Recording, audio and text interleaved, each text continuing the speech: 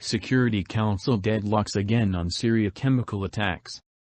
Rival U.S. and Russian resolutions to determine responsibility for chemical weapons attacks in Syria suffered defeats at the United Nations on Tuesday, a result that the Russian ambassador said the Trump administration wanted so it can justify the use of force against Syria. The Security Council also rejected another Russian-drafted resolution that would have welcomed an investigation by the Organization for the Prohibition of Chemical Weapons of allegations of a weekend chemical attack in the suburbs of Syria's capital. The U.S., Britain and France opposed the measure, saying that the investigators are already headed there and that the text didn't include a new way to assess blame for chemical attacks. The Council has met 4 times in the past week on chemical weapons in Syria, with the U.S., Britain and France facing off against Russia, Syrian President Bashar Assad's key ally that insists no chemical attack took place in the Douma suburb.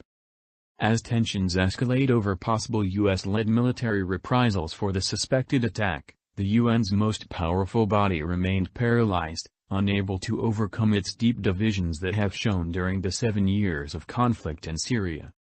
Sweden's ambassador, Olof Skog, who tried unsuccessfully to find a compromise solution, told the Council after the third vote that he was disappointed. "I just hope that we do not consider this the end when it comes to ensuring that the facts are established and that there is a true accountability and no more impunity for the horrendous use of chemical weapons in Syria and elsewhere," Skog said. After the defeat of Russia's second resolution, Russian Ambassador Vasily Nebenza said to U.S. Ambassador Nikki Haley, "I would once again ask you, once again beseech you, to refrain from the plans that you're currently developing for Syria. The threats of U.S. military action against Syria should make us seriously worried, all of us," Nebenza said. In Tuesday's first vote, Russia vetoed a U.S.-drafted resolution that would have condemned the suspected Douma attack in the strongest terms and established a new independent and impartial investigative body to determine responsibility for Syrian chemical attacks. The vote was 12 in favor, with Bolivia joining Russia in voting no and China abstaining. History will record that, on this day, Russia chose protecting a monster over the lives of the Syrian people, Haley said, referring to Syrian President Bashar Assad.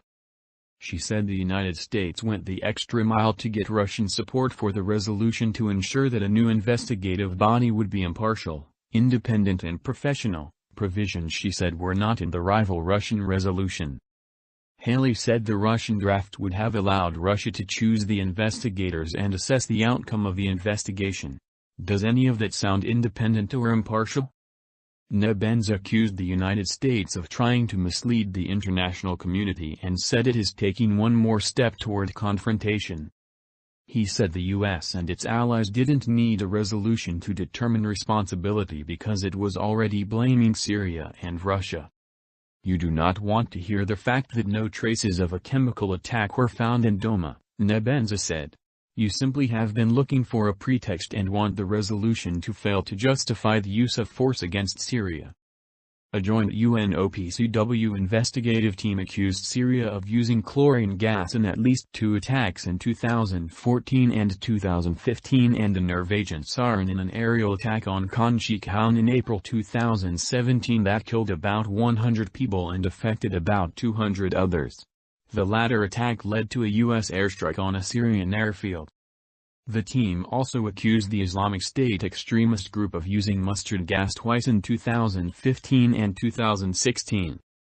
Russia rejected the findings and vetoed a Western-backed resolution in November that would have renewed the UNOPCW Joint Investigative Mechanism, or JIM. Nebenza told the Council Tuesday the U.S. resolution was trying to recreate the JIM, which he said became a puppet in the hands of anti-Damascus forces.